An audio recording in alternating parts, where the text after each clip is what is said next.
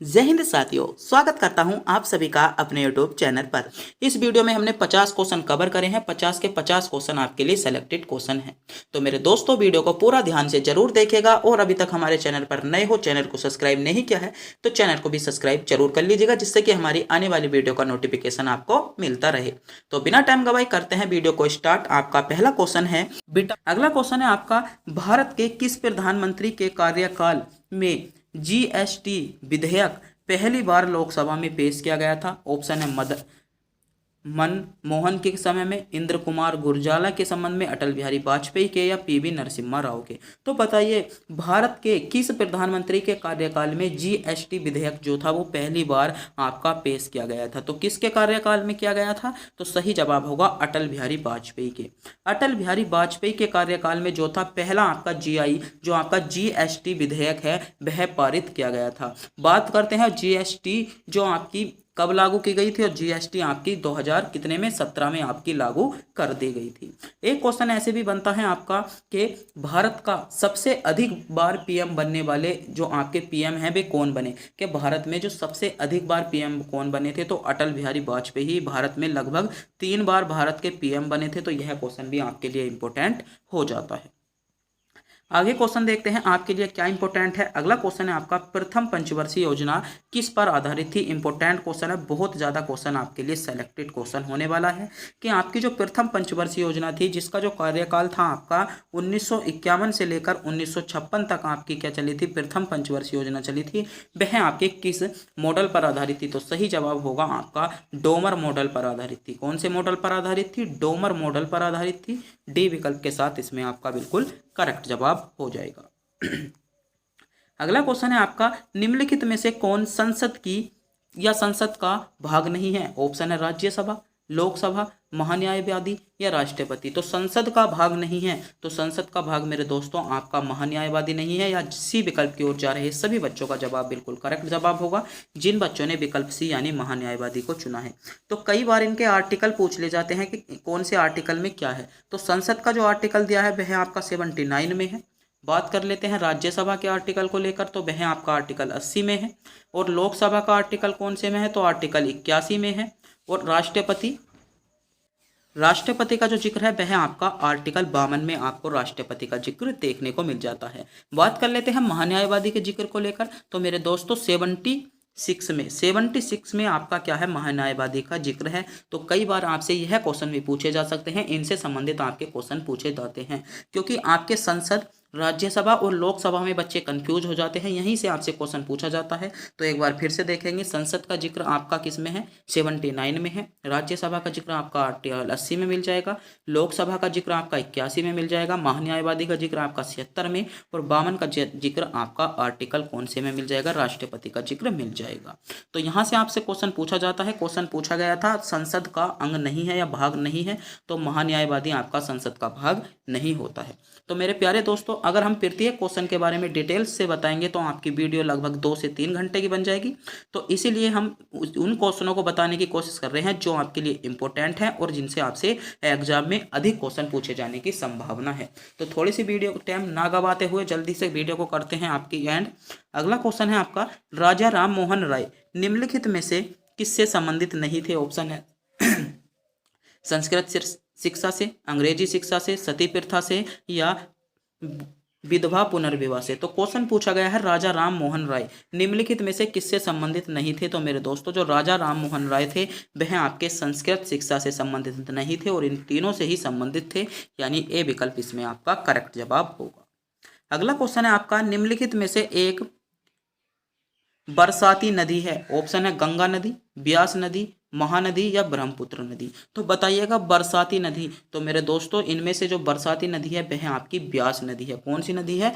ब्यास नदी एक बरसाती नदी है। जब वर्षा होती है उसी टाइम पर आपका ब्यास नदी में पानी आता है। बात करते हैं गंगा नदी, तो गंगा नदी का उद्गम आपका गंगोत्री से हुआ था। और भारत की सबसे बड़ी नदी कौन सी है? आपकी गंगा नदी है। ब्रह्मपुत्र नदी भारत की सबसे चौड़ी नदी है। कौन सी नदी है? सबसे चौड़ी नदी की जो संज्ञा दी गई है वह आपकी क्या किसे दी गई है? ब्रह्मपुत्र को दी गई है। तो दोनों क्वेश्चन आपसे पूछे जाते हैं और कई बार क्वेश्चन पूछा जाता है कि गंगा नदी के किनारे पर जो बसे हुए शहर में कौन कौन से हैं, तो हरिद्वार आपका गंगा नदी के किनारे पर है, गढ़मुक्तेश्वर, फर्रुखाबाद। फर्रुखाबाद बहुत ज़्यादा पूछा जाता है कि फर्रुखाबाद किस नदी के किनारे पर बसा है, तो फर्रुखाबाद आपका गंगा नदी के किनारे पर बसा है। और कानपुर भी आपका कहाँ पर है, गंगा नदी के किनारे पर बसा है। ये क्वेश्चन आपके बहुत ज़्यादा पूछे जाते हैं। अगला क्वेश्चन है, संविधान के किस अनुच्छेद में देवनागरी लिपि में लिखित हिंदी को संघ की राजभाषा घोषित किया गया है? ऑप्शन है 343 में, 345 में, 347 में या 348 में। तो जो बच्चा उत्तर प्रदेश कांस्टेबल री एग्जाम की तैयारी कर रहा है उसके लिए बहुत इंपॉर्टेंट क्वेश्चन होने वाला है। यह क्वेश्चन आपसे हिंदी के पोर्शन में भी और जीएस दोनों के पोर्शन में आपसे यह क्वेश्चन आपसे पूछा जा सकता है कि भारतीय संविधान के किस अनुच्छेद में देवनागरी लिपि में लिखित हिंदी को संघ की राजभाषा घोषित किया गया है? तो इसमें सही जवाब होगा अनुच्छेद 343 में। अनुच्छेद 343 में क्या किया गया है, हिंदी को राजभाषा घोषित किया गया है, यानी ए विकल्प इसमें आपका बिल्कुल करेक्ट जवाब होने वाला है। अगला क्वेश्चन है आपका, मानव शरीर में सबसे लंबी अस्थि है। वो क्वेश्चन पूछा गया है मानव शरीर में सबसे लंबी अस्थि, तो सबसे लंबी अस्थि इनमें से आपकी कौन सी हो जाएगी, तो उरु अस्थि। उरु अस्थि जो है मानव शरीर में सबसे बड़ी अस्थि है या सबसे लंबी अस्थि है। डी विकल्प के साथ आपका करेक्ट जवाब हो जाएगा। बात कर लेते हैं मानव शरीर में सबसे बड़ी अस्थि, तो सबसे बड़ी अस्थि कौन सी है आपकी, फीवर है। तो सबसे छोटी कौन सी है, तो कमेंट बॉक्स में बताइएगा मानव शरीर की सबसे छोटी हड्डी या सबसे छोटी अस्थि कौन सी है। यह क्वेश्चन आपको कमेंट बॉक्स में बताना होगा, तो इस क्वेश्चन का जवाब आप कमेंट बॉक्स में हमको बताएंगे। अगला क्वेश्चन है आपका, अजमेर में अड़ाई दीन का झोपड़ा किसने बनवाया था?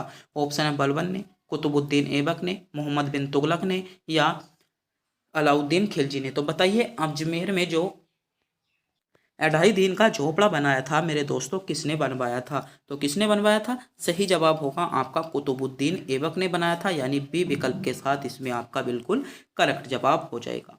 अगला क्वेश्चन है, भारतीय रिजर्व बैंक की खुले बाजार की कार्यवाही किसे कहते हैं? तो किसको कहते हैं, मुद्रा, विदेशी मुद्रा की नीलामी को, स्टॉक का क्रय या विक्रय को, स्वर्ण के क्रय विक्रय को या प्रतिभूतियों में व्यापार को। तो किसको कहते हैं, तो सही जवाब होगा आपका प्रतिभूतियों में व्यापार को क्या कहते हैं, आपके भारतीय रिजर्व में खुले बाजार की कार्यवाही कहते हैं, यानी डी विकल्प के साथ इसमें आपका करेक्ट जवाब होगा जिन्होंने विकल्प डी को चुना है। अगला क्वेश्चन है इंपॉर्टेंट क्वेश्चन है, सेलेक्टेड क्वेश्चन इस क्वेश्चन को कहूंगा, गोल्डन क्वेश्चन इस क्वेश्चन को कहूंगा, 3 स्टार इस क्वेश्चन को देने वाला हूं क्योंकि आरपीएफ कांस्टेबल में सीधा क्वेश्चन आपको यह मिलने वाला है। निम्नलिखित में से कौन सा दक्षिण भारत का हिल स्टेशन है? ऑप्शन है ऊटी, खांडला, नैनीताल या मंसूरी। बताइए निम्नलिखित में से कौन सा दक्षिण भारत का हिल स्टेशन है? तो वह है आपका ऊटी। कौन सा स्टेशन है? ऊटी स्टेशन आपका बिल्कुल करेक्ट जवाब हो जाएगा। कौन सा स्टेशन? ऊटी स्टेशन आपका बिल्कुल सही जवाब है।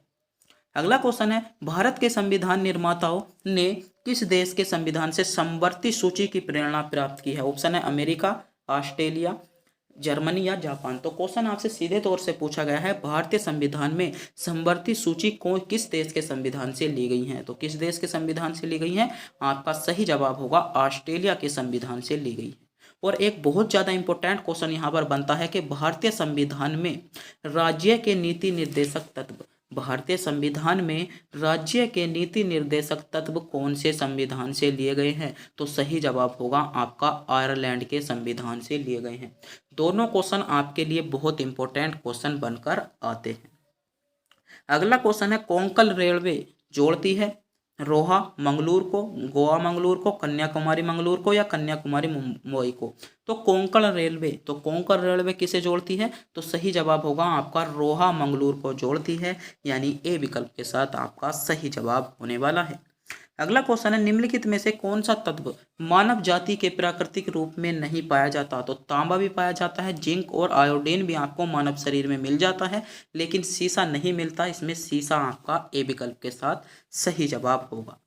अगला क्वेश्चन है, क्षेत्रीय रेलवे एवं उनके मुख्यालय की सूची में किसका मिलान सही नहीं है? पूर्वी रेलवे जो है उसका मुख्यालय आपका कोलकाता में है, पूर्वी मध्य रेलवे का आपका जो मुख्यालय है हाजीपुर में है, उत्तर रेलवे का नई दिल्ली में है, मध्य का इलाहाबाद में। तो कौन सा मिलान इसमें सही नहीं है? तो सही जवाब होगा आपका मध्य रेलवे का जो है वह आपका इलाहाबाद में नहीं है। डी विकल्प आपका सही जवाब होगा। अगला क्वेश्चन है आपका, चालुक्य राजा पुलकेशिन द्वितीय किसने पराजित किया था? तो जो आपके चालुक्य राजा थे पुलकेशिन द्वितीय, उसे किसने पराजित किया था? तो सही जवाब होगा नरसिंह वर्मन ने, प्रथम ने उसको पराजित कर दिया था, यानी सी विकल्प के साथ इसमें आपका बिल्कुल करेक्ट जवाब होने वाला है। अगला क्वेश्चन है, कलिंग युद्ध किस वर्ष लड़ा गया? तो कलिंग युद्ध आपका कब हुआ था? तो सबको पता होता है 261 में आपका कलिंग युद्ध हुआ था, यानी विकल्प बी इसमें आपका बिल्कुल करेक्ट जवाब होने वाला है।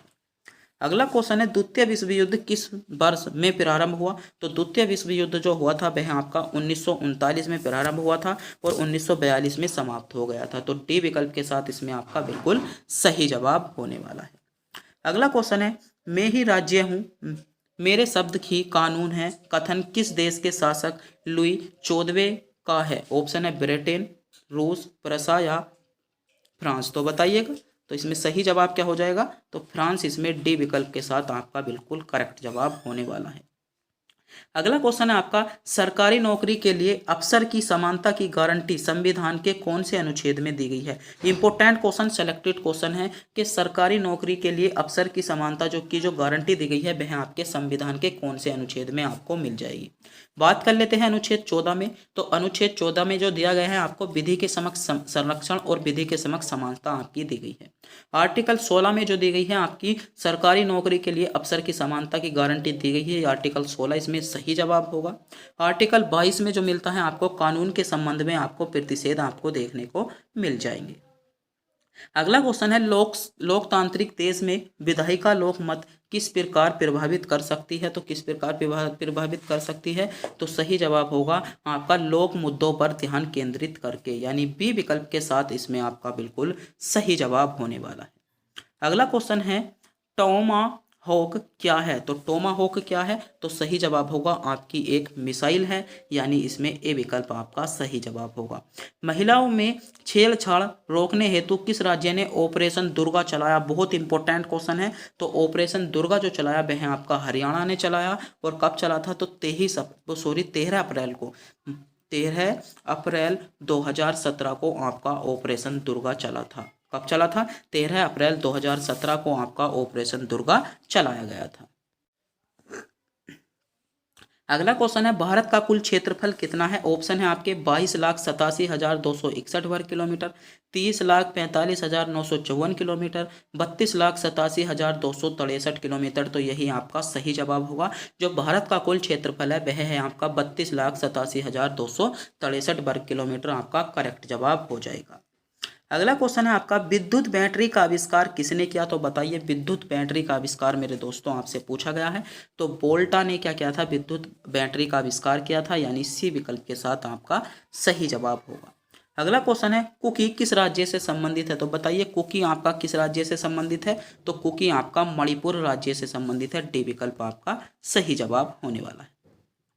अगला है, इनमें से कौन सा अधिवर्ष है? तो अधिवर्ष कौन सा होता है? लीप वर्ष को हम अधिवर्ष कहते हैं, जो आपका 4 से नहीं कटता उसको क्या कहते हैं आप? अधिवर्ष के नाम से जानते हैं। किसको? अधिवर्ष। तो ऑप्शन है आपके 1980, 1998, 1986 या 1906। तो बताइएगा, इनमें से कौन सा अधिवर्ष है? तो इनमें से आपका अधिवर्ष कौन सा है? तो 1980 आपका क्या है? इनमें अधिवर्ष है, यानी लीप वर्ष है, यानी ए विकल्प इसमें आपका सही जवाब होने वाला है। अगला क्वेश्चन है, किस देश में कृत्रिम सूर्य का निर्माण किया गया? ऑप्शन है कोरिया में, भारत में, जर्मन में या इजराइल में। तो बताइए, किस देश में कृत्रिम सूर्य का निर्माण किया गया? मेरे दोस्तों, इंपॉर्टेंट क्वेश्चन आपके लिए सेलेक्टेड क्वेश्चन होने वाला है कि किस देश में कृत्रिम सूर्य का निर्माण किया गया है। तो किस देश में कृत्रिम सूर्य का निर्माण करा गया? तो सही जवाब होगा आपका जर्मनी में कृत्रिम सूर्य का निर्माण किया गया है, यानी सी विकल्प इसमें आपका सही जवाब होने वाला है। अगला क्वेश्चन इंपोर्टेंट का क्वेश्चन है, सेलेक्टेड क्वेश्चन है, 3 स्टार। इस क्वेश्चन को दूंगा, सीधे आपको एग्जाम में मिलने वाला है। कब भारत में अपना पहला आम चुनाव किया था? ऑप्शन है 1949 में, 51 में, 47 में या 50 में। तो भारत ने कब अपना पहला आम चुनाव किया? तो बताइए, भारत ने अपना पहला आम चुनाव कब किया था? तो भारत ने जो पहला आम चुनाव किया था वह आपका क्या था? 1951 में, यानी इसमें बी विकल्प के साथ आपका सही जवाब होगा। अगला क्वेश्चन है आपका इंपॉर्टेंट क्वेश्चन है, महात्मा गांधी ने किस आंदोलन में मार्च 1919 में धरने पर बैठे थे? ऑप्शन है चौरी चौरा हत्याकांड में, जलियांवाला बाग हत्याकांड, असहयोग आंदोलन या रोलेट डेट। तो मेरे दोस्तों यह इंपॉर्टेंट क्वेश्चन है, कभी कभी इनकी करेक्ट डेट भी आपसे पूछ ली जाती है। बात कर लेते हैं चौरी चौरा कांड। तो चौरी चौरा कांड आपका कब हुआ था? तो चौरी चौरा कांड आपका 5 फरवरी को हुआ था। 5 फरवरी 1922 को क्या हुआ था? आपका चौरी चौरा कांड हुआ था। कभी कभी इनकी करेक्ट डेट भी पूछी जाती है। जलियांवाला बाग कब हुआ था? तो 13 अप्रैल को। जलियांवाला बाग जो हुआ था 13 अप्रैल 1919 को आपका हुआ था। बात करते हैं असहयोग आंदोलन को। तो असहयोग आंदोलन जो हुआ था वह आपका 1 अगस्त को हुआ था। कब हुआ था? 1 अगस्त 1920 को आपका क्या हुआ था? असहयोग आंदोलन हुआ था। और आपका जो रोलेट एक्ट पारित किया गया था तो वह कब किया गया था? तो 18 को। कब? 18 अप्रैल को। रोलेट एक्ट 18 अप्रैल 1919 में आपका पारित किया गया था। तो क्वेश्चन आपसे पूछा गया था महात्मा गांधी किस आंदोलन में मार्च 1919 में धरना पर बैठे थे? तो सही जवाब होगा मार्च में कहाँ पर बैठे थे? तो सही जवाब होगा आपका जो मार्च में बैठे थे वह आपके कहाँ पर बैठे थे? तो इसमें आपका सही जवाब होगा वह होगा आपका, बिल्कुल जो करेक्ट जवाब होने वाला है वह होने वाला है आपका कहाँ पर बैठे थे बताइएगा। तो मार्च में आपसे पूछा गया है, तो मार्च में तो इनमें से कोई सा आपका हुआ नहीं। तो सब कब कब हुए हैं? अप्रैल में हुए हैं, फरवरी में हुए हैं, अगस्त में हुए हैं। वो सॉरी, जो जलियांवाला बाग हत्याकांड हुआ था वह आपका 13 मार्च 1919 को हुआ था। तो इसमें जो होगा बी विकल्प के साथ आपका बिल्कुल करेक्ट जवाब होने वाला है।